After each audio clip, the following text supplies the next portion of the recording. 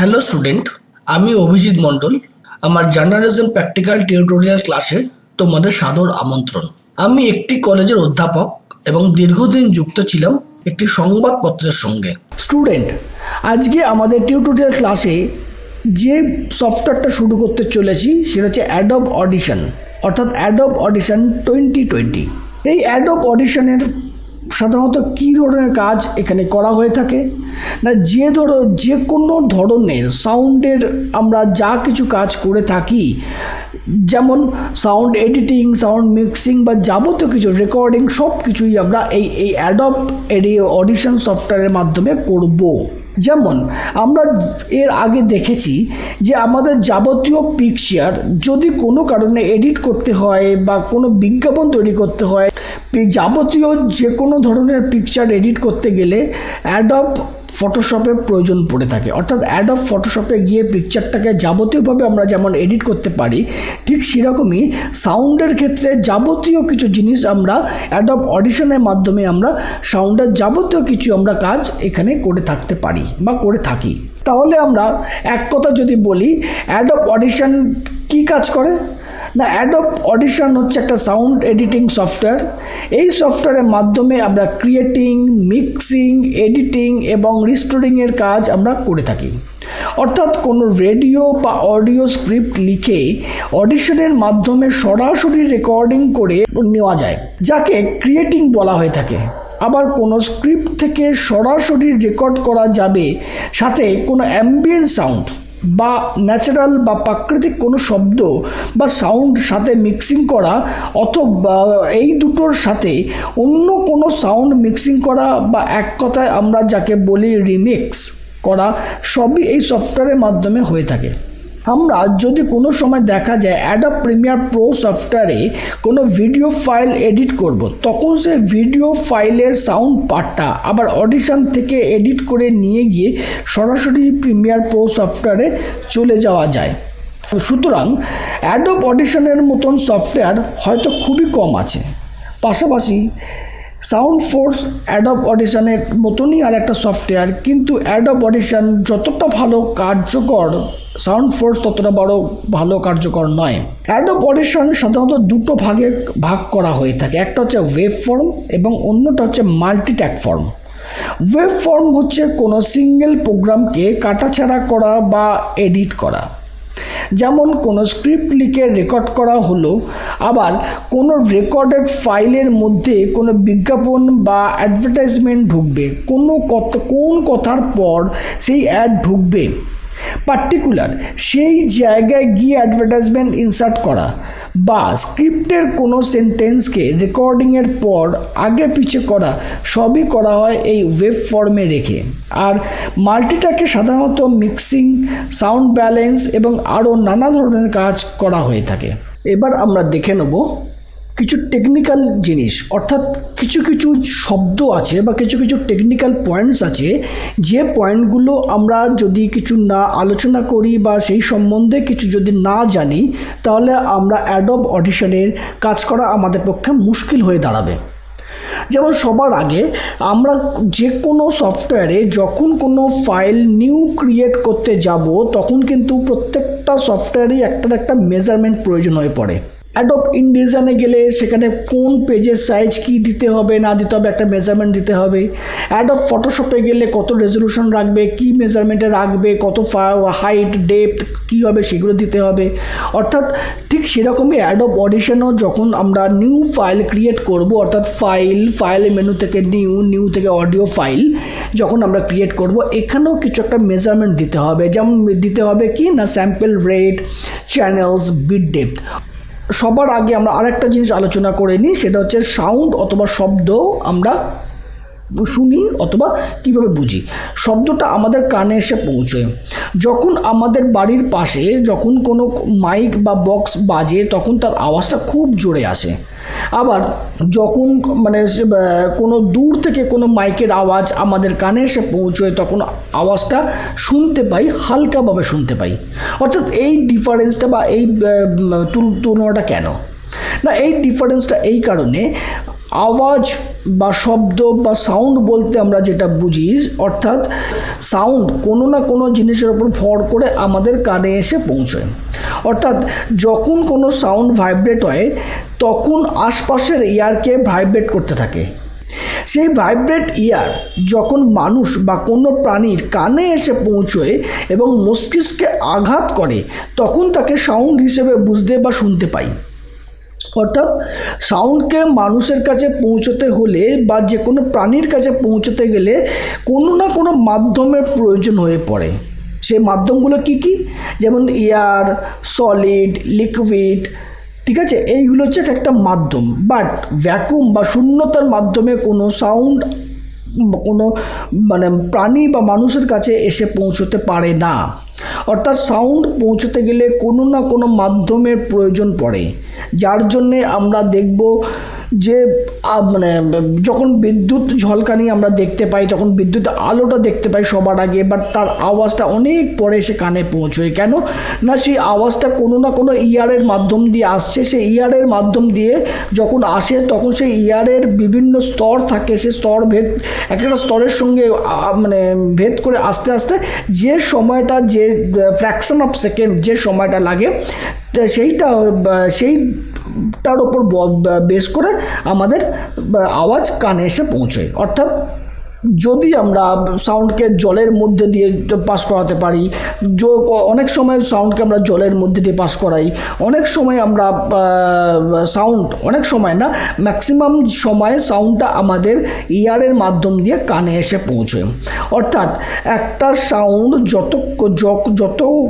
যত বেশিভাবে ইয়ারের মধ্যে ভাইব্রেট করবে তত তাড়াতাড়ি আমাদের কানে এসে পৌঁছবে সেই শব্দটা। অর্থাৎ সেই শব্দটা আমরা কোনো কারণে বেশি শুনি, আবার কোনো কারণে আস্তে শুনি। অর্থাৎ এই সাউন্ডের জিনিসটাকে আমরা কিভাবে ভাগ করছি না, ফার্স্ট এই সাউন্ডের পোর্শনটাকে আমরা ভাগ করছি ফ্রিকোয়েন্সি দিয়ে।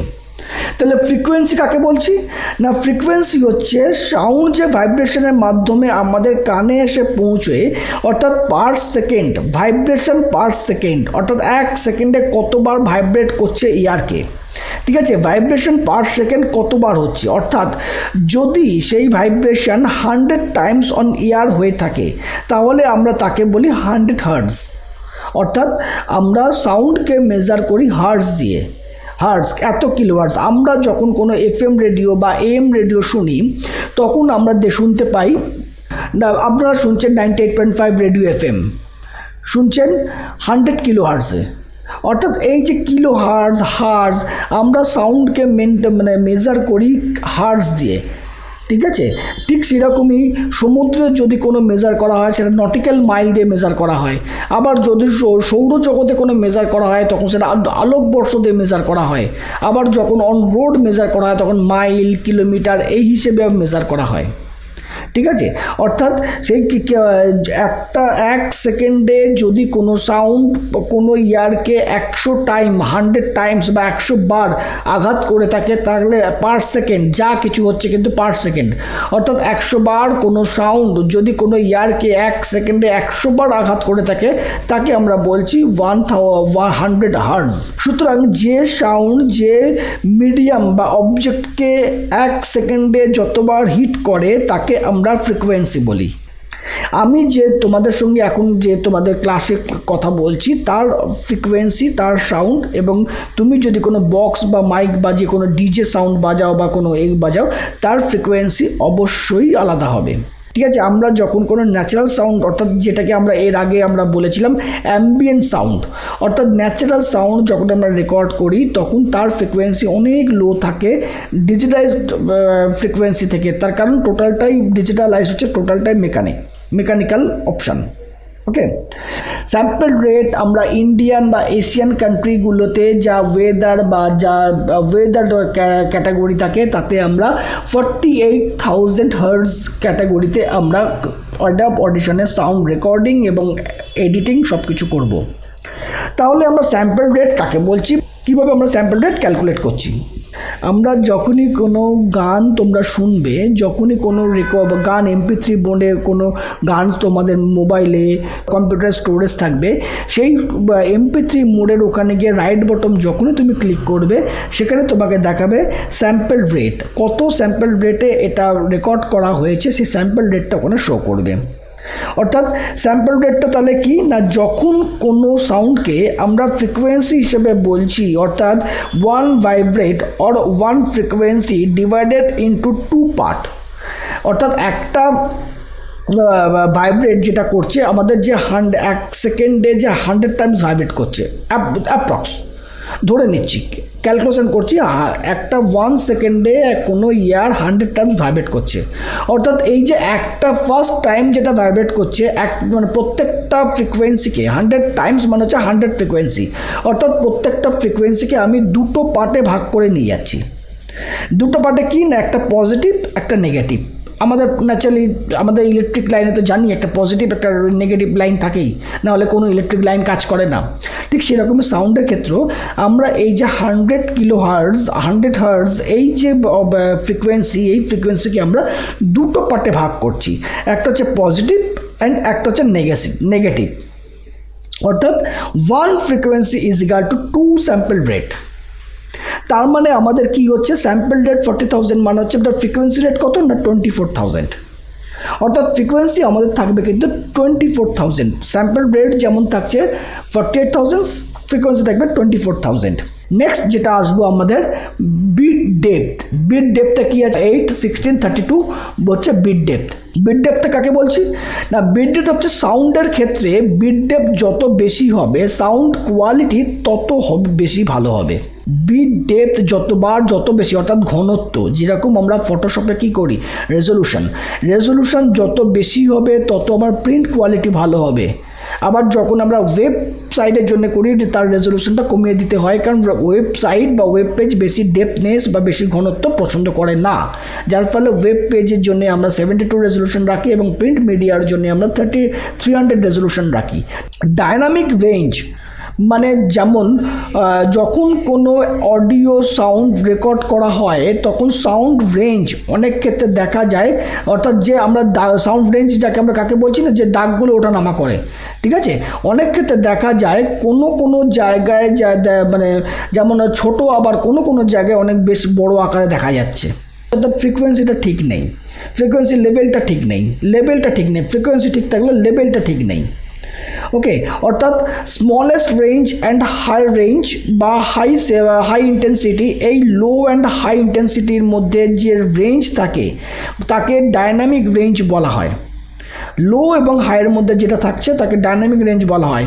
Intensity means volume. সেক্ষেত্রে লো অ্যান্ড হাই ইন্টেন্সিটির মধ্যে ভলিউমের বেশ ওঠানামা শোনা যায়। একটা ফাইলের বিট ডেপথ জেনারেলি সেমই হয়, একটা ফাইলে কখনো বিট ডেপথ বিভিন্ন রকম হতে পারে না। সাউন্ড কোয়ালিটি ভালো করতে গিয়ে বিট ডেপথ বাড়াতে গেলে আবার ফাইল সাইজও অনেক বেড়ে যাবে, অর্থাৎ মেশিন ক্যাপাসিটি অনেক বেশি থাকতে হবে, কারণ যত বেশি তুমি ডেপথনেস রাখবে তত বেশি তার ফাইল সাইজ বাড়তে থাকবে। এই জায়গাটাকে একটু পার্টিকুলার বলে দিই, বিট ডেপথ যত বেশি হবে, ধরো আজকে যখন আমরা কোনো সাউন্ড রেকর্ডিং করব, সাউন্ড রেকর্ডিংয়ের সময় আমাদের আশেপাশে ট্রেনের আওয়াজ, বাসের আওয়াজ, ঠেলাগাড়ির আওয়াজ, সিনেমার আওয়াজ, বিভিন্ন ধরনের আওয়াজ আমাদের রেকর্ডিংয়ের মধ্যে অ্যাবজর্ব হয়ে যাবে। অর্থাৎ যত বিট ডেপথ তোমার কম থাকবে, অর্থাৎ ঘনত্ব যত কম থাকবে তার মধ্যে সেই আওয়াজগুলো গেঁথে এসে বসে যাবে। বাট বিট ডেপথ বা ঘনত্ব যত বেশি থাকবে যে সেই নয়েজগুলো আর সেখানে ঢুকতে পারবে না, ঢোকার চান্সটা থাকে কম। অর্থাৎ বিট ডেপথ যত বেশি হবে নয়েজ ক্যাপচারিং অপশানটা তত কমে যাবে, অর্থাৎ সাউন্ড কোয়ালিটিটা বেটার হবে। এরপরে যেটা আসছে সেটা চ্যানেল বলতে আমরা কি বুঝি না, আমরা অডিও চ্যানেল সম্বন্ধে খুব মানে বেশি না জানলেও অল্প বিস্তর জানি, যেমন মোনো, স্টিরিও, মোনো স্টিরিও এই দুটো জানি, বাট আমরা 5.1, 7.1 এই ধরনের সম্বন্ধে হয়তো কিছু পরিচিত আছে কিছুজন, আবার কিছু লোক আমরা সেইটার পরিচিত নই। ঠিক আছে। তো চ্যানেলের ক্ষেত্রে আমরা কিন্তু সবসময় এখানে যেটা করব সেটা হচ্ছে স্টিরিও অপশনটা রেখে আমরা কাজ করব, মোনোতে রাখবো না।